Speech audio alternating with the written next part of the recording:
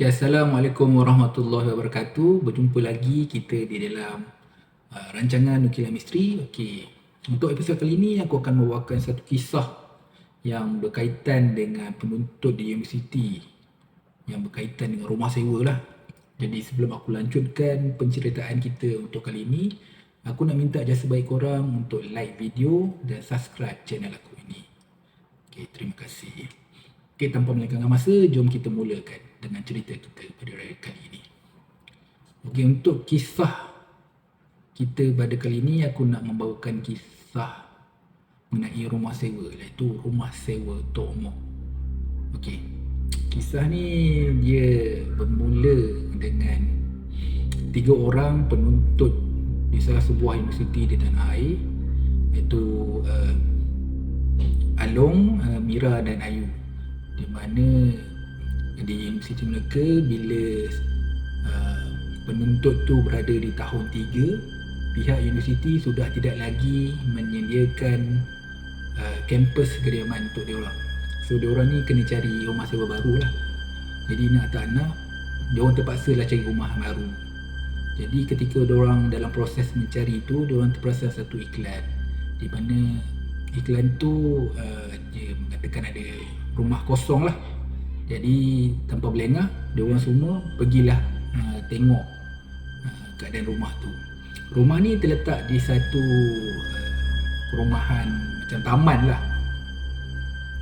Jadi tapi rumah ni agak jauh sedikit berbanding dengan rumah-rumah yang lain, tetapi still di dalam satu kawasan perumahan.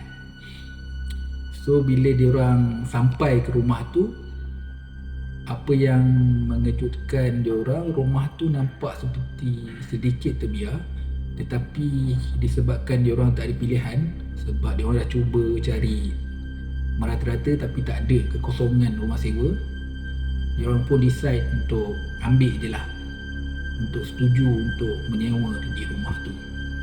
Jadi bila diorang dah hubungi dan buat temu janji dengan tuan rumah tu pada hari yang berkenaan, masa diorang jumpa tu, diorang sedikit terkejut dengan tuan rumah tu, sebab tuan rumah tu dia punya appearance tu macam menakutkan sikit lah. Dia punya muka tu dengan bulu mata, bulu kening yang hitam tebal, lepas tu muka dia yang bengis dan juga mata dia yang kelihatan merah, lepas tu sibuk merenung ke sana dan ke sini.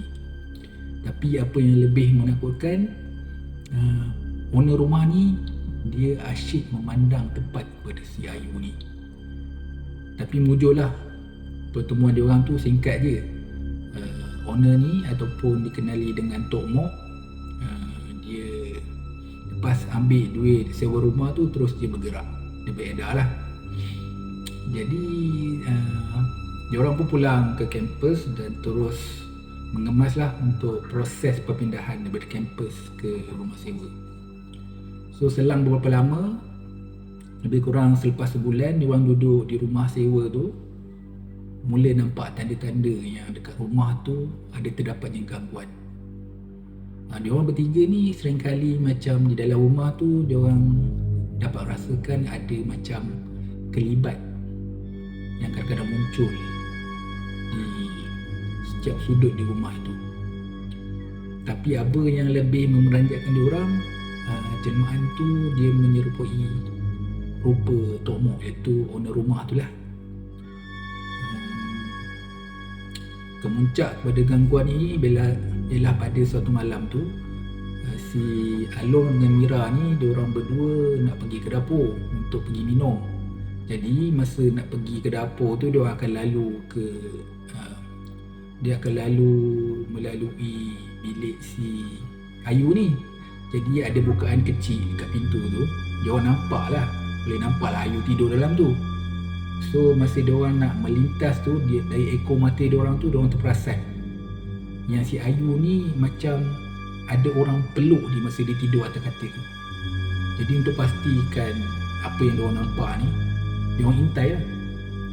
So bila diorang dekatkan kepala dan intai dekat ruangan tu, diorang terperanjat bila dia nampak memang betul si Ayu ni tidur bersama dengan ada seorang lagi yang sedang peluk dia. Dan apa yang lebih mengejutkan, orang tu ialah Tok Mok. Dia bila lepas dia orang terkejut tu, dalam detik sekelip mata dia orang tu, bila dia orang buka balik mata dia orang ni, tengok-tengok si jelmaan ni yang memeluk si Ayu ni dah tak ada. Tinggal si Ayu je. Jadi diorang pun macam nak kejut, tengok macam si Ayu tengah tidur nyenyak, diorang tak jadilah. Jadi diorang decide untuk tunggu sampai esok pagi, untuk tunggu masa yang sesuai untuk bagi tahu ke Ayu pasal mengenai perkara itulah. Jadi singkat cerita, keesokan paginya diorang berkumpul 3 orang. Jadi si Along dengan Mira ni pun dia ceritakanlah ke si Ayu ni apa yang terjadi malam tadi. Bila Ayu ni dengar je cerita mereka berdua ni, dia pun terus terkejut. Kata, "Ish, dia betul korang ni. Takkanlah aku nak tidur dengan Tok Mok. Lagipun semalam aku tak balik rumah. Kan aku kata aku tidur dekat bilik kawan dekat kampus." Bila dengar je Ayu cakap macam tu, lagi terkejut lah si Along dengan si Mira ni. So bermula daripada detik tu, diorang ni dah macam takut sikit lah bila berada kat dalam rumah sewa tu. Sampaikan kalau macam salah seorang daripada diorang sampai dulu dekat rumah tu, diorang akan tunggu bagi semua sekali ada baru masuk, sebab tak berani masuk seorang-seorang. Jadi pada suatu malam, dalam lebih kurang pukul 12 malam lebih kurang tu lah, waktu tu diorang semua kira dah tidur lah. Tiba-tiba si Along dengan si Mira ni dia dikejutkan dengan suara jeritan dan hilayan. Mula diorang tu terkejut jugalah. Yelah, dengar orang menjerit kan. Dengar orang menjerit, lepas tu ada hilayan pula tu. Tapi bila diorang dengarkan dengan teliti, rupanya tu suara si Ayu. Jadi diorang pun bergegas lah pergi ke bilik si Ayu ni. Bila diorang buka pintu bilik si Ayu ni, diorang terkejut.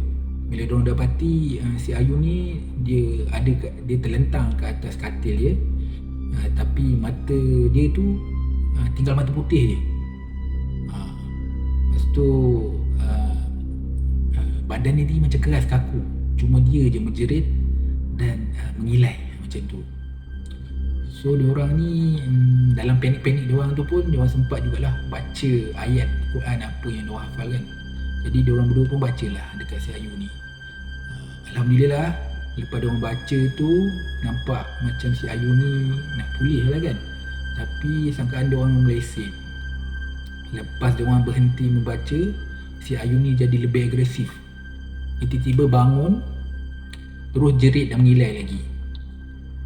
Apa yang lagi apa orang kata lagi teruk, si Ayu ni terus berlari pergi ke ruang tamu dan dia cuba buka pintu. Dia nak lari lah. Jadi dia orang kawan dia orang berdua ni, si Along dan Mira ni dah ada apa orang kata, dah panik. Yelah, nak lari tengah malam, nak lari kan keluar rumah. Dia orang cepat-cepat pergi tangkap si Ayu ni. Si Mira pegang tangan, si Along pegang kaki. Dia orang pegang dengan sekuat-kuatnya lah. Tapi apa yang peliknya, si Ayu ni walaupun dah 2 orang pegang dia, dah pegang kaki, pegang tangan dia, dia macam ada satu kekuatan yang luar biasa tau. Dia macam dia boleh lepaskan diri dia, lepas tu dia tendang dua kawan dia ni sampai terbelanting. Jadinya bila dah lepas macam tu, dia buka pintu, dia terus lari lah ke luar rumah. Jadi persekitaran kejiranan tu jadi riuh dan kecoh lah. Bila dah riuh dan kecoh, maka berbondong-bondong lah jiran datang dekat kawasan tu nak tengok apa yang jadi kan. Jadi semua jiran-jiran diorang ni pun terus menuju ke rumah sewa diorang, dan diorang pun explain lah apa yang jadi. Jadi jiran-jiran yang lain ni dengan tak tunggu cerita panjang, teruslah kejar si Ayu ni kan. Jadi masa diorang dapat tangkap Ayu ni pun masa tu Ayu dah ada kat pinggir hutan. Kalau diorang lambat sikit je, memang si Ayu ni dah masuk ke dalam hutan tu dah. Jadi lepas dapat tangkap tu, diorang semua pun bawa lah si Ayu ni pulang ke rumah sewa diorang. Jadi dekat rumah sewa tu, dia baringkan Ayu dekat ruang tamu. Muncullah ada jiran, salah seorang daripada jiran dia, iaitu Pak Wahab. Dia mahir dalam ilmu untuk mengubat-ubat ni lah, benda-benda yang mistik dan misteri ni. Jadi waktu tu daripada start dia berubat tu dalam pukul 12.30, membawalah sampai pukul 4 dengan berkat daripada ikhtiar, jampi ataupun cara mengubat si Pak Wahab ni, Ayu pun dapat pulih, dia dapat sedar balik. Jadi bila si Ayu ni sedar, dia macam blur kejap. Dia pandang keliling. Bila dia pandang keliling tu, dia ternampak dua orang kawan dia tu. Baru dia start menangis. Dia tu berpeluk dua orang kawan dia ni. Dia tanya apa yang berlaku ni. Macam menangis, macam orang perempuan dia siapa menangis kan. Jadi dua orang kawan dia ni, iaitu Along dengan si Mira, dia tenteram belah si Ayu ni. Jadi bila keadaan dah tenteram, diorang pun semua dah okey, diorang bertiga cuba nak korek rahsia mengenai rumah yang diorang duduk ni. Pada mulanya Pak Wahab dia macam keberatan nak cerita kat diorang, tapi bila dah didesak, Pak Wahab pun akulah untuk menceritakan mengenai misteri rumah tu. Jadi bila Pak Wahab ni bercerita ni, diorang ni terkejut. Sebab menurut Pak Wahab dulu, rumah yang diorang duduk ni asalnya diduduki oleh dua orang lah, pasangan suami isteri.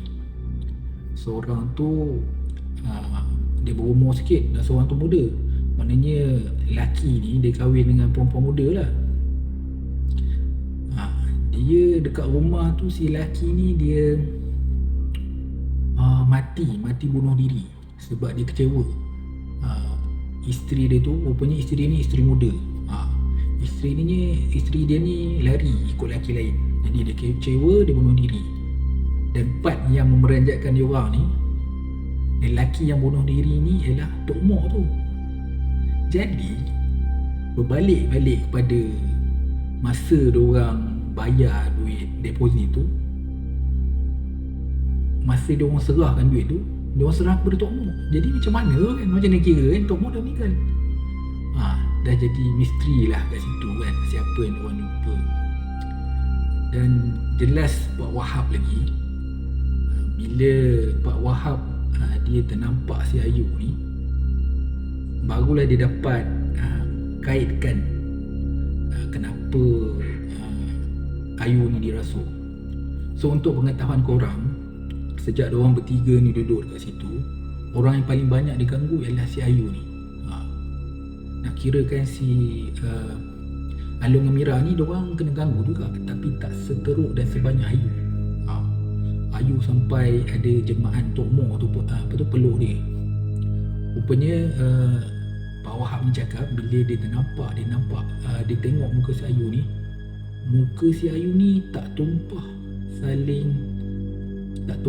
seperti muka isteri muda Tok Mok yang lari tu. Jadi kemungkinanlah jemaah Tok Mok tu berminat dengan si Ayu ni sebab muka sama kan. So lepas kejadian malam tu, diorang tak tunggu lama. Esoknya diorang terus start cari rumah sewa. Pak Wahab pun tolong diorang lah untuk cari rumah sewa, dan alhamdulillah dapat. So bila dapat tu, dapat je diorang terus keluar daripada rumah tu sebab diorang sengit nak duduk dah.